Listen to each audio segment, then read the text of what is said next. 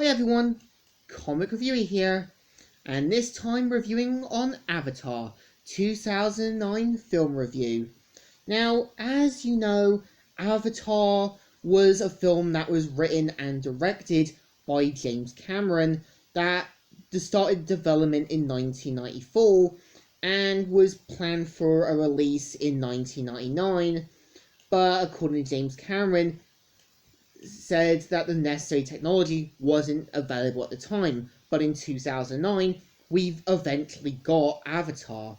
Now, the premise of the film is meant to be about Jake Sully, who is a disabled kind of former Marine who is sent from Earth by a company to go to the planet Pandora, and at the same time has to kind of help Dr. Grace and her team to negotiate peace with the Nativi and the humans. So I would say that Jake Sully's character is a bit of an outcast. You can tell that, yeah, the people working at the company, mostly the kind of soldiers, don't really want to give him any benefits, and you can actually tell at first Dr. Grace is a little annoyed with Jake, but over time starts to warm up to him.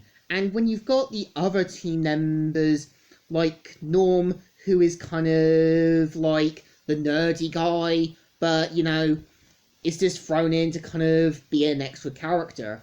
And when you've got Trudy, who's the pilot character, and kind of, you know, starts to feel sympathetic to the Nativi, you can tell she starts to see truly what the company is like.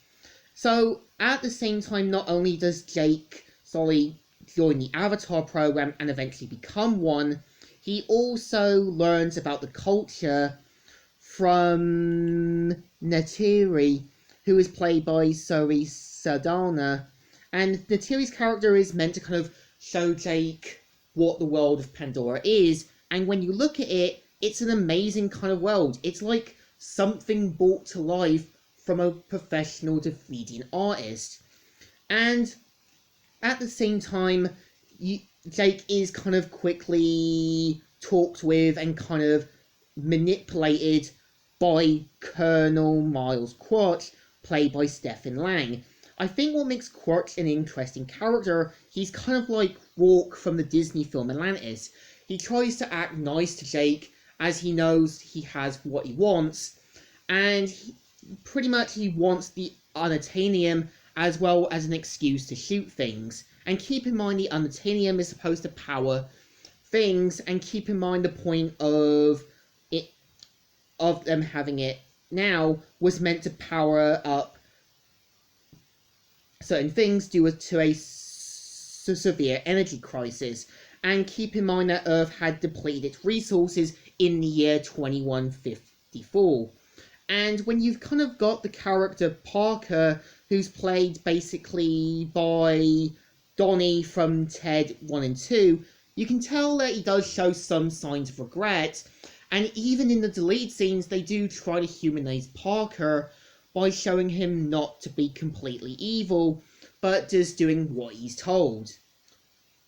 So at the same time, when Jake kind of realizes where his true loyalties lie, not only does he have to kind of go against the company, you can tell that he joins the Neytiri, realizing that he can't let what happened to Pandora that happened to Earth. And when I actually watched the extended edition, I kind of felt they had more deleted scenes that actually work. Because when you have Dr. Grace going to the school and that was once set up, and when Jake asks what happens, she doesn't really bring it up. And when she does bring it up, you can tell she does show signs of regret of what happened, and a reason why she hates Miles Quaritch. And when you've got Jake's time on Earth, they really should have kept it, as it would have shown Jake as an outcast from Earth, and could have seen the kind of Blade Runner kind of feel to it. Also, when you kind of got the character Tusty, who is meant to be the heir to the clanmanship of the tribe. I kind of feel his death actually had more meaning because it was meant to have him pass the torch to Jake, and Jake Sully now taking on the responsibilities of leader as he was meant to prove himself. And I feel with the avatars, they're actually quite an interesting concept. It's like exploring the life in a different body, and we kind of see how the Natiri use the animals for transport. We kind of see their way of life. And yeah, it is basically like Dancing with Wolves, but much better.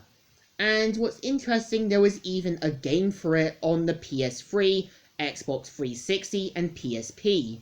So I also know that they are working on two sequels, Avatar 2 and Avatar 3, that pretty much took them quite a while, but are planned to be released for December 17th, 2021, and December 22nd, 2023. So I'm looking forward to seeing what else stories they can tell and what the aftermaths will be once this is all over. So I think the film definitely deserves a thumbs up. Still good and still alright. So, Comic Reviewer here, signing out.